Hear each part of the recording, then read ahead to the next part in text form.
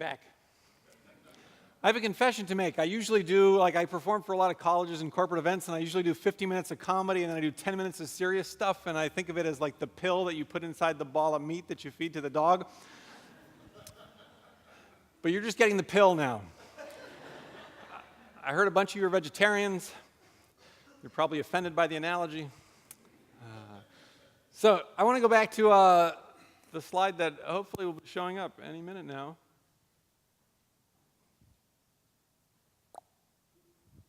There it is. I want to go back to this example and this footnote about trade making everyone worse off, because it's actually a real example in this footnote. It is possible in a very made-up economics model sort of way to have a situation where trade makes everyone worse off. And since that relates to the serious work that I do with climate change and carbon taxes and stuff like this, I want to talk you through this example real quick. So, made-up story about these three people, orange, pink, and blue. Orange, pink, and blue all live in a small town. The small town has an air pollution problem, so think like Beijing, but with three people. And maybe these people are Americans because they each have a garage that's full of stuff that they don't use. All right, so now we're going to see some trades. So first, orange is going to sell a lawnmower to pink, and we can imagine that they each get $100 in value from that trade. Orange sells a lawnmower for $100 that was sitting unused in her garage. Pink would be willing to pay $200. She only has to pay $100, so she gets $100 in net benefits. Okay, but when pink starts using that lawnmower, lawnmowers create some air pollution. All right, hopefully you can see a little bit of haze around the town. And like I said, made-up economic story. Maybe we can monetize the health impacts of the air pollution, right? Hospital room visits and stuff like that. Maybe at $80 per person. Not just for orange and pink, but also for blue. So the impact on blue is what economists call a negative externality. Right? But note that orange and pink, they may not know about blue or care about blue, and they each get $20 in net benefits, so that trade still makes sense to them. So now I'll tell you a similar story about pink selling a snowblower to blue. They each get $100 in benefits. Pink sells a snowblower that was sitting in her garage. Blue would be willing to pay $200. She only has to pay $100, so she gets $100 in net benefits. But when blue starts using that snowblower, air pollution gets a little worse, maybe an additional $80 in healthcare costs for everyone. And now you just complete the circle, right? Blue is going to sell a leaf blower to orange. They get $100 in benefits. Air pollution gets worse, an additional $80 in healthcare costs for everyone. And now if you just add up any one of these columns, right, you see that after all three of those trades together, everybody ends up at minus 40.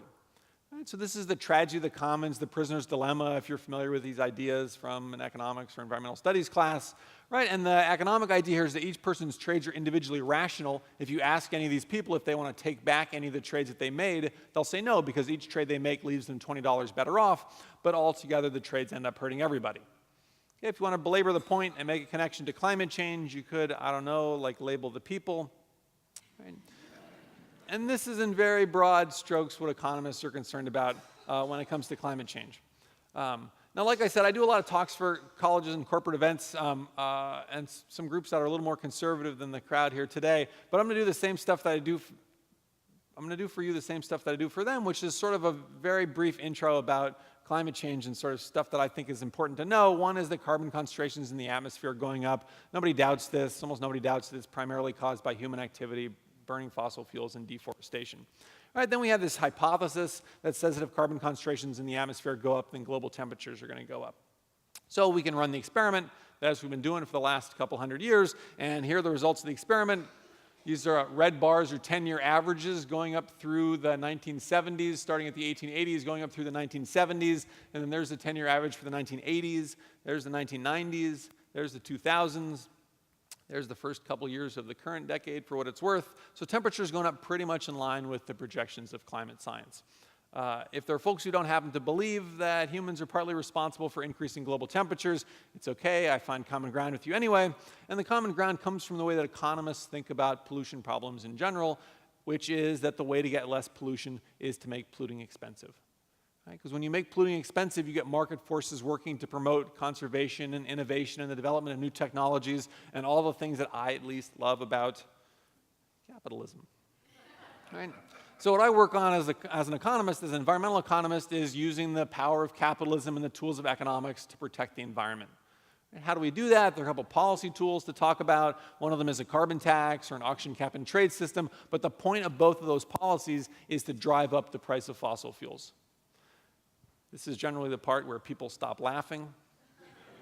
Because it's hard to make the case that we should be paying more for gasoline and electricity and things like this, but there is a side benefit other than like saving the planet.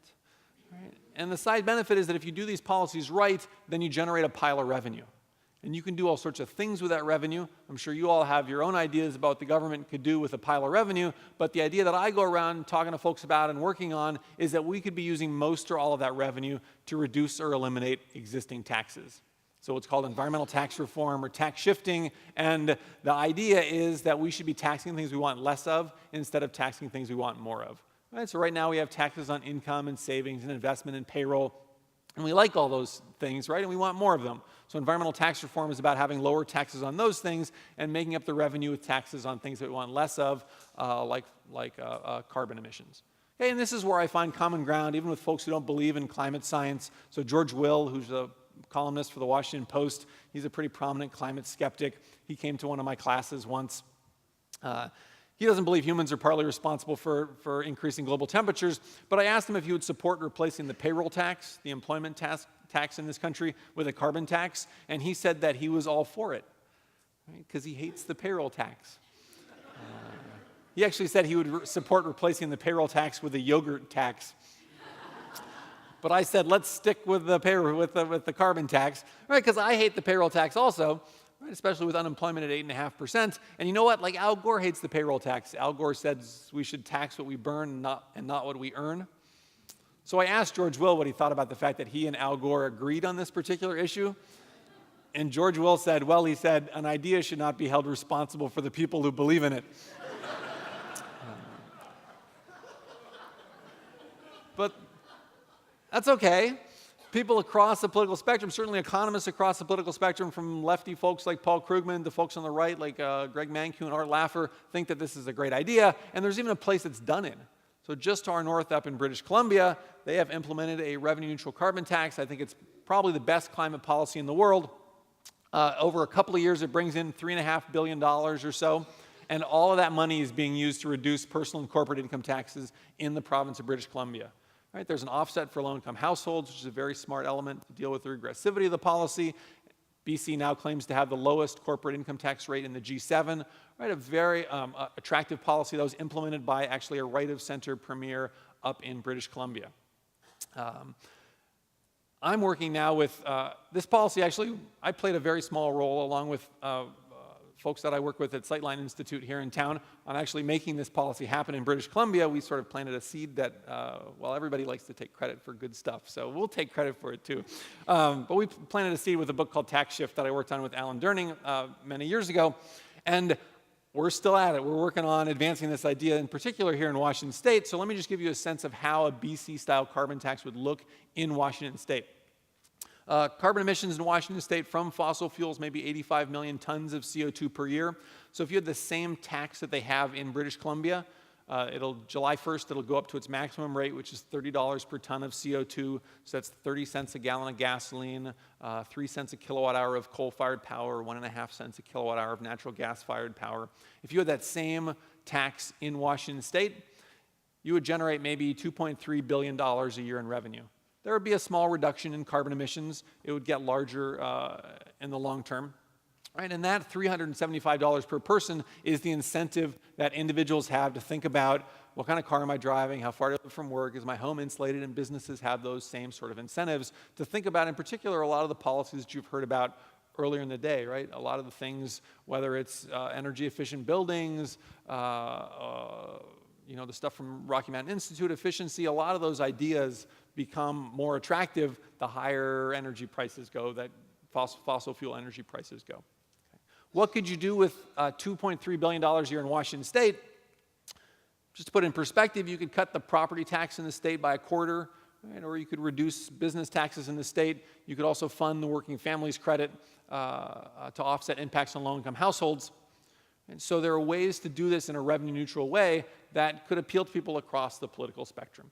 So what I'm working on with Sightline and also this group called Carbon Washington, carbonwa.org, that I'm active with, is we are actively pushing this idea in Washington State, and we encourage you to join our efforts, because we think this is really, when I told that Sarah Palin joke, A lot of people laughed at the Sarah Palin joke, right? But if we're going to actually do stuff in the climate world, it helps to do stuff in a bipartisan way.